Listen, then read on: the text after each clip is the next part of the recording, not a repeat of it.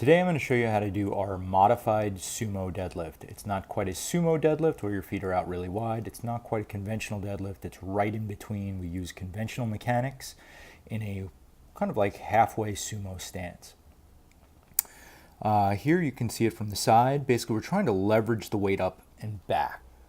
From the front, you can see that we're forcing the knees out to the side and leveraging the weight back. And again, you can see it from another angle. Force the knees out, leverage the weight back. As far as grip, sometimes we'll use a single strap where we can still strengthen the grip of the opposite hand. We'll change the strap on each set. Other times when the weight's lighter, we'll go double overhand to kind of make sure the shoulders are balanced. And as we get closer to competition, we'll go into a mixed grip, making sure that we switch the grip on each set. For foot placement, the feet are going to be just outside the shoulders, pointing the toes out, and the hands are going to grip on the inside of the knees. With our modified sumo stance, the knees are going to line up over the ankles, and the hands are going to be on the inside, lining up just even with your shoulders. Before easing the weight off the ground, we want to create tension outwards on the hips, so forcing those knees out. You're going to pull up on the bar, so pulling all the slack out of the bar.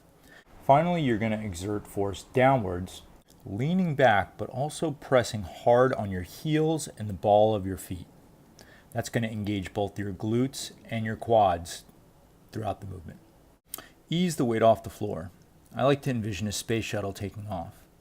When you're setting up, I want you to fire every muscle in your body, squeezing the bar, forcing those knees out, levering the weight back, and just easing the weight up off the floor. Focus more on creating tension and levering the weight back versus going for speed or explosiveness off the floor.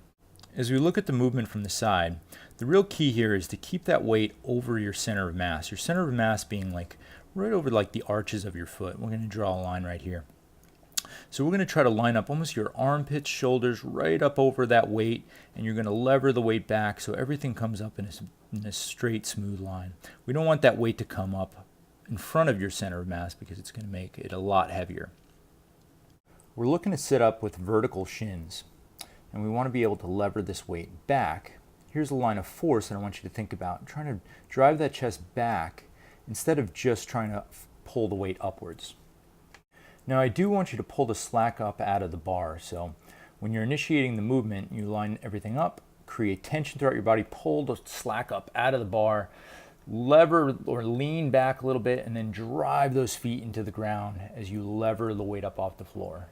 Again, we're trying to lean back on the movement and use physics to our advantage.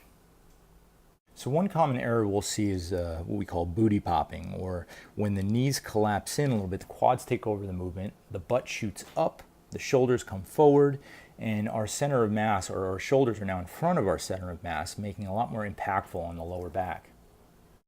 To correct this, make sure you're driving those knees out and keeping those hips engaged as you're coming upwards. We're also going to try to make sure those shoulders kind of line up directly over that center of mass and you're levering the weight back. Now the eccentric is equally as important as the concentric of this movement.